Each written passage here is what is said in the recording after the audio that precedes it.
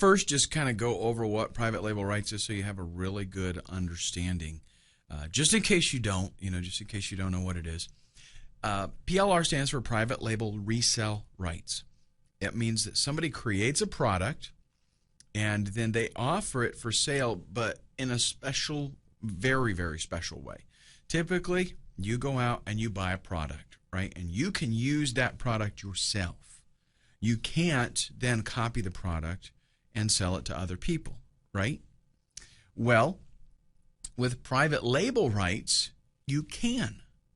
You are actually buying the rights to the product so that you can do, a lot of different things with it. In a lot of cases, you can change the title, you can change the content of it, you can put your own name on it, and then you can sell it to other people without having to have actually created the product. That's essentially what you're doing, is buying the rights to it.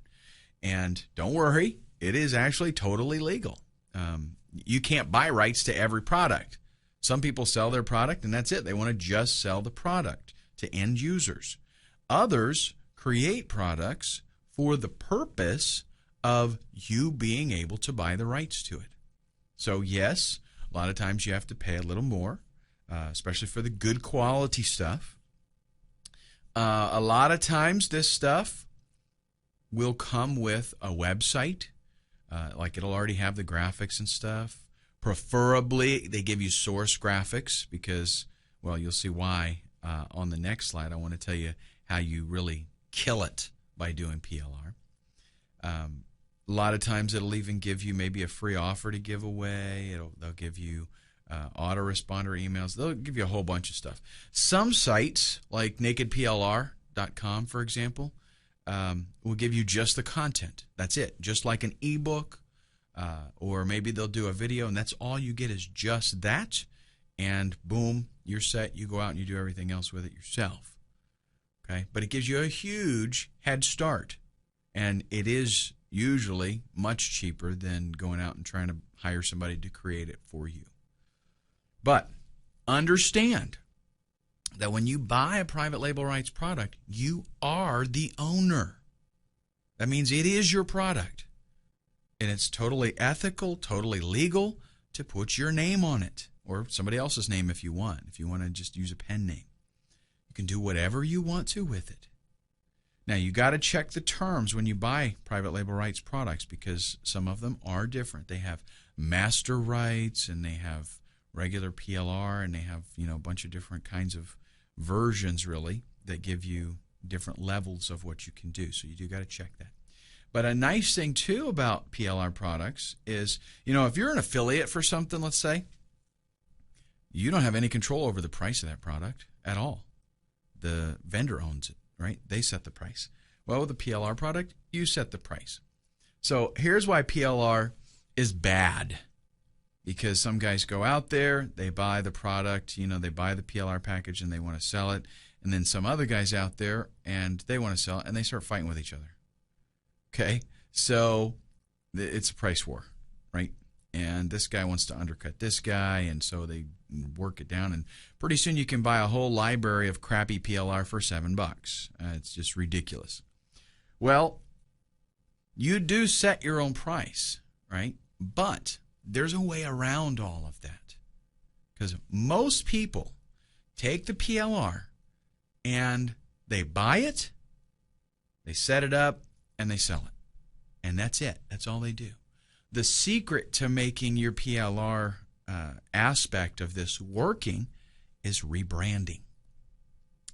You're going to take the, actually, let's go ahead and go to the next slide and we'll talk more in detail about rebranding. You're going to take the content that you get and you're going to change it up. Now, what that means is, don't worry, it's not a lot of work. It means we want to change the title of the product. We're going to call it something else. Because if everybody out there that bought this PLR package is selling Yoga with Jeremy and they don't change the title, then now you have like 500 people selling the same product, and they're going to do that price bidding thing, price war, right? Now, if you've got beginning yoga with Johnny Guru, Nobody else has that. So when they see 500 people selling this product for $10 and they see you selling your product for $47, they're going to be like, okay, these guys are selling junk, and this is probably this $47 course. This is what I want to look at. Okay, so just a simple thing like changing the title. You might also want to go through there and do a search and replace. And if there's a name in there, change yours out, right? Put your name in there. You can also change the graphics up a little bit. Now, the reason I mention this is because sometimes a PLR package will include a website and maybe an ebook design. The really good ones include source graphics for all of that, because you need to be able to tweak it. Change the colors a little bit. Maybe swap out the graphics to it. Now, what I'm going to do is I'm going to show you a PLR package that I purchased, and then I'm going to show you the changes that I made to it and how just a few little swapping out things makes it a totally different product. Now, it's not going to be a Photoshop tutorial, okay? I'm not going to go through all this stuff about Photoshop and how you do all this stuff. This is about site flipping, okay? But I am going to show you the before and after, and we'll talk about what the differences were. It's amazing how just a few things that you change give you a totally original product that nobody else has. And the thing is, it's so stupid. Nobody does this. Nobody goes out there and they want the easiest buck that they can make, so they buy the PLR. They don't do any work to it. They throw it up, and then they gripe about the fact that 500 other people are selling the same thing. Okay, so the key here is the rebranding. Then do your own little spin on the content. Actually read the ebook and maybe do a little bit of editing. Put some things in your own words. Just make it a little bit different. If it comes with a website that has a sales page, definitely go over that sales page and change it up. Customize it. I would much rather start out with a 1,500 word sales page, and I go in there and just read it and tweak it to make it my own, than have to write it from scratch. I guarantee you that. I mean, it's a lot more work writing it from scratch. But truly make the package your own. Try to do every little thing that you can do just to make it different than everybody else that's selling the PLR.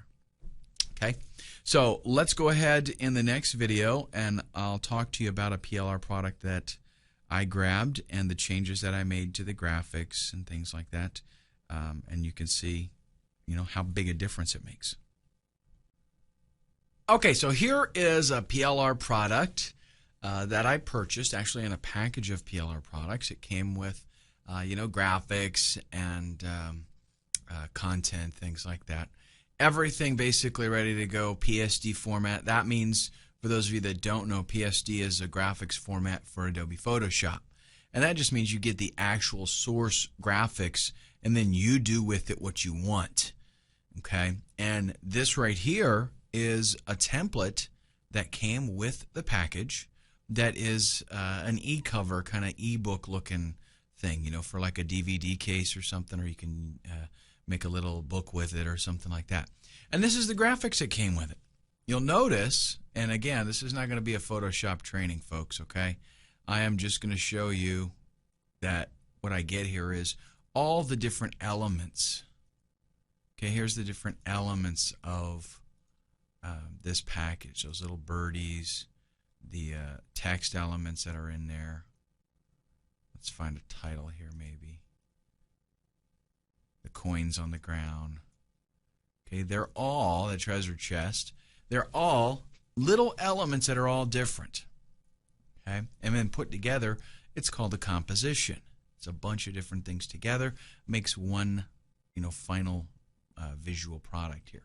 Well, here's what I did, and again, just go in there, tweak some things, change the title. It took me about 15-20 minutes. Bam.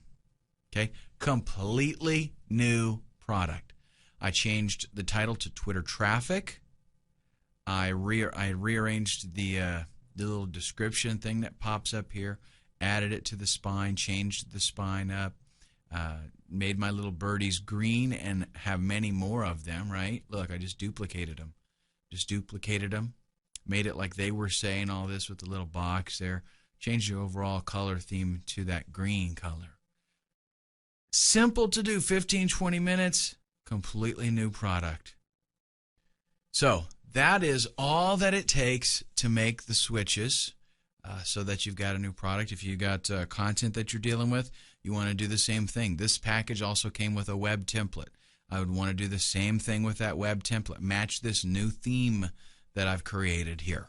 And if there's sales copy, I want to go through that. I want to configure that so that it's more customized towards me. Okay, you can throw in some of your personality, stuff like that. But the bottom line is, this is actually not very difficult to do, and it totally sets you apart. So now you're going to have this product set up on your new website, and you're going to set that on Flippa, and bam, it's like somebody can walk in to an instant website and product with content, and it's all customized. They're the only ones truly that really have that exact product. All right, up next, we're going to go through the process. I'm going to tell you basically what it is that you want to do to get your website up and running after you've got the product all customized and ready to go. Simple website process here, but a few tips that I do want to give you so that you don't, it doesn't come back and bite you later on. First off, you need to register a domain utilizing keywords. Okay, you did your keyword research. Try to get some of those keywords in the domain, or if it's a new product that you made, right, with the PLR thing or whatever, the new title that you've got, see if that's available, maybe. I always recommend try to stick with the .com as the suffix there, because those are the best selling. Now, you want to sign up for a brand new monthly hosting account. Here's why. You don't want to put this on your own, maybe you've got a hosting account with unlimited domains, blah, blah, blah, and all that stuff. That's great and fantastic, but you want to offer the flexibility that the buyer on Flippa is able to literally take over the account without doing anything. They don't have to download and upload nothing. They don't have to change any information. Other than changing the registrar information, but that can all be done right there in the hosting account. Okay, so once the transaction's over, you give them all of the information that they need to log in, and they can update their own registrar information there on the site. But that's all they can do their own payment information, everything. It's literally just a little swap, and that's very convenient. Okay, once you get that up, then you're going to upload your site. You want to set up everything and make it fully functional. What that means is very simple. Do PayPal, right? PayPal's super duper easy. Configure a PayPal buy button, do the download page, thank you page, whatever. Just make everything where it really works just like it's supposed to. It's turnkey. Somebody comes to the site, they click the buy button, they pay, they get taken to the thank you page. It just works. Okay, make sure all of that works. If there's an autoresponder, if there's an opt-in box on there anywhere, make sure that that's plugged into your autoresponder so that they can see, bam, this really is set up, functioning, everything works. And then all they've got to do is come in and make changes to maybe the PayPal button. They create their own PayPal button, and they make changes so that it goes into their account when the purchase is made. But that's the only change that they have to make, right? Okay, you want to test everything. You don't want, as people are going to check out your site when they're on Flippa. They're going to go check it out, and if stuff's not working, then they're not going to be impressed. Okay, and then you want to blog. 10 to 15 keyword-rich articles. These articles do not have to be in-depth. They don't have to be long by any means. 300 to 400 words, that's not a lot of writing. It's not difficult. If you found out that somebody that ranked well is using a 2% keyword density, then make sure you use a 2% keyword density. You have to be really careful with Google. Will actually penalize you if you use too great of a keyword density. They're going to assume that you're doing keyword stuffing and spamming. So if you've got a 300-word article and you're using your keyword, 50 times, they're going to be like, okay, no, you're cut off. Thanks. Bye. So, with blogging, let me just give you some. This is not really about article writing, but I want to give you some pointers. It's not about SEO, but again, I want to give you some helpful info. When you pick your keyword, let's say you get your dozen or so keywords that you've decided to target. You're going to pick one keyword. You're going to write one article about that keyword, and the title is going to have the keyword in it, the title of the page. Any headers on the article itself, you want to have the keyword in there as well. You want to maybe bold or italicize that keyword at least once or twice in the article. I suggest you do use images and use the keyword as the alt tag in the images. And if you have any, if you decide to do any link building, which would be, just beneficial to you in the long run, if you decide to do any link building, make sure that you use that same keyword with anchor text back to that specific blog post.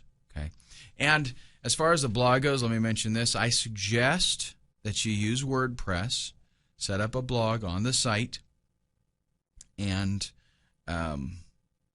make the permalinks so that the title of the article is in the permalink, not just a page number. By default, WordPress uses those page numbers for the permalinks, and that is not very keyword friendly for search engines. So you can change that though, and WordPress has like a million pages of documentation, so you can figure out how to do that.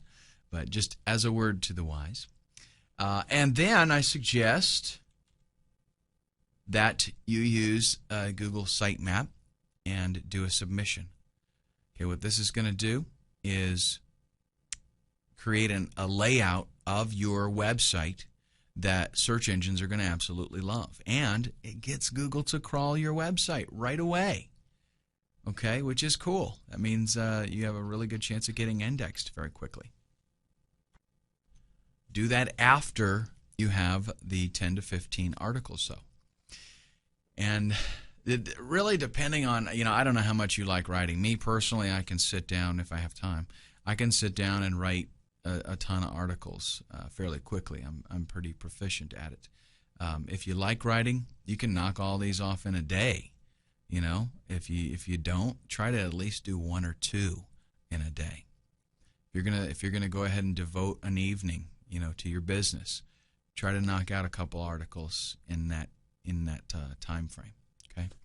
All right. Up next, we're going to talk about selling on Flippa. I'll give you some tips and how you can get more money for your sites.